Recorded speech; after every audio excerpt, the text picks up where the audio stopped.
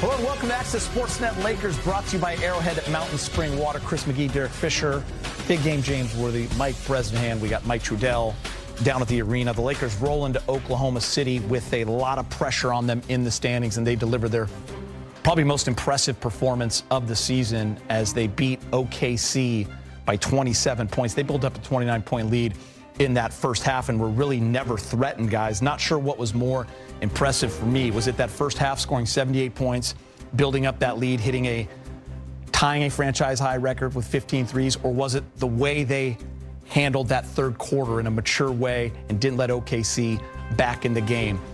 Season high 22 threes, and for the 12th time this season, James, holding OKC under 100 points. Impressive. Yeah, I have to say it was. It was impressive. Timely victory.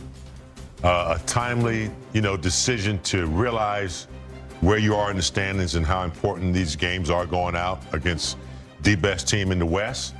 And, your sense of urgency was there from the beginning, and they got the lead in the third, and it remained there. I thought the swarming defense on Shea early in the game, he couldn't get easy shots. No one really could. The defense was in help mode, and then, Luka doing what he does, finding guys for open threes. Is franchise high? We tied a franchise high in the first half, season high 22. So, and it was all due to, really good execution and rebounding.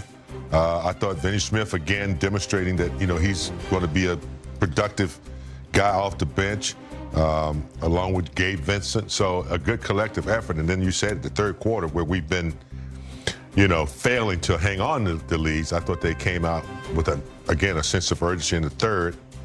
And it got away from them a little bit, but they were able to, hold off and maintain their lead and get the victory. By the way, sorry, James, it tied a franchise high, 22 threes. I know it was up there. Pretty impressive performance. Yeah, no, it was from start to finish. I mean, in a 48-minute game, there's going to be ups and downs in your performance, some breakdowns defensively, a couple bad offensive possessions here or there, but you have to give the Lakers credit for going in with a really, true business-like mindset of wanting to win this game. Their sense of urgency was greater than the Thunder, and that's how more at stake. That's how both teams played. They had to win this game in a sense. That wasn't on the table for OKC, but that doesn't change. You still have to go out there and do your job, and I thought the Lakers did that. To me, you could tell the Thunder also, a lot of the whistles that they are accustomed to getting, you don't get those against the Lakers. You just don't. That's the reality of it. There's more guys whose names we recognize on the Lakers than on OKC Thunder. That's the reality of the NBA. And I thought they fell into that trap a little bit today as the game turned. They did get focused on the officials and expecting calls. Lakers just kept playing, took care of business. Yeah, for the first time, OKC since November has lost back-to-back games. That was after winning 12 in a row. They still hold a one-game lead over Cleveland for the best record in the league. Let's go back to Oklahoma City. The Dawn is with Mike Trudell. All right, Luka, a very impressive win for you guys here against the Western Conference leaders. Really set the tone in that first quarter. I think 42-32 was the mark. What got into you guys to really execute to that level? I think the whole team was inspired because Real Madrid won El Clasico basketball today. No, I'm kidding. That was me. Well, that's right, because I brought up before we went on air, I was talking about soccer yesterday, but you, of course, played basketball for Real Madrid. Fair enough. I know where your heart is there. But now with that acknowledged, and we know how good Real Madrid is, what was it in the first quarter, Luka, that got you guys going? Our defense. I think we started aggressive. Jay just said before the game, we got to start aggressive, physical, and that's what we did. All right, Luka, tell me about the pass to Gabe Vincent. You were standing right about here and flipped it over your head. At what point did you decide that's how you were going to get on the ball? I don't know exactly. Sometimes I just decide things that sometimes are good, sometimes not. But I knew that he was standing behind me in the corner. It was a pretty good pass, I think. Pretty good pass, all right. But he made it, so that's a tough shot to make. For sure. Well, look, a lot of your teammates hit threes tonight. Do you think, is there something collective about shooting sometimes when you see your teammates making shots, then that helps everybody else get going too? Yeah, definitely, especially when we get shots like that, like this. I think we had a lot of open shots. We were driving the ball, sharing the ball, so I think that's the best offense we had.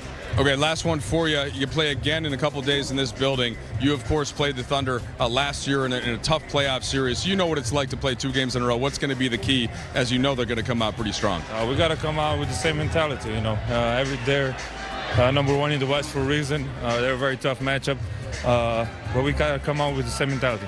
All right, thanks, Luka. Perez, let's get your comments as we look at the Lakers threes. 15 in the first half, which ties a franchise record for most threes in a half. 78 points in the half was the most OKC gave up all year, and the Lakers really took it to them.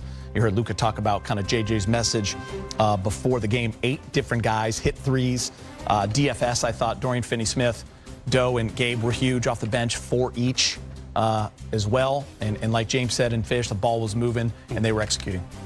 I can't tell you enough how much this team in just a few short months has completely reconfigured itself. You have really reimagined itself. They are fun to watch, and defensively, they out-thundered the Thunder today. You and I talked on the pregame show, Al and I talked on the pregame show about how good OKC has been defensively. They force a ton of turnovers. They get a ton of points off turnovers. They're number 1 in steals, number 2 in block shots. Today, the Lakers were clearly the more dominant team defensively. That was fun to watch, start to finish. Only one other game has shocked me as much as this. When they went into Denver at the end of February, won by 23. Let's be a lesson to the entire NBA.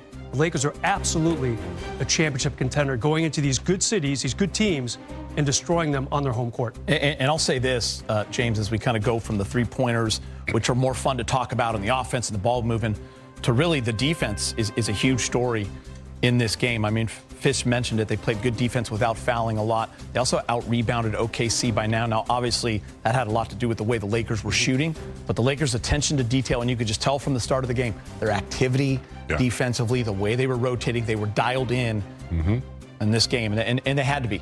They had to be. With 5 games left, the pressure going on in the standings, this was a game, as Fish said, they had to get.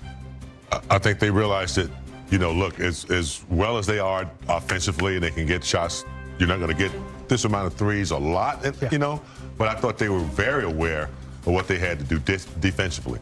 Starting with Shea, they shadowed him and they played good defense, forced him into the help. He took some tough shots in the first half that were, you know, he makes a lot of them, but he was under duress. And I thought the rotations were good. I thought the collective rebounding was pretty good. There was a moment there where they gave up some extra possession, but I think that was due to the long shots, the long three, and the long rebounds that were coming out. But to have that sustained in the third quarter was most important, and that's where they've been kind of slacking off a little bit when they get these big leads. But I thought they were able to sustain the defense and not give Oklahoma anything easy, you know, collectively. They usually get a lot of shots. Jalen, you know, Shea, they get a lot of, you know, players involved. But I just thought the Lakers defense was really good today. They moved very well, rotated well, communicated well, and they got the win. The biggest thing about OKC and what makes them lethal with SGA, you know, as an MVP candidate is how many times he gets to the free throw line individually on a night-to-night basis, which allows them to set the #1 ranked defense in the league more often because he's at the free throw line 10 to 12 plus times per game. They shot 12 free throws total in this game tonight as a team.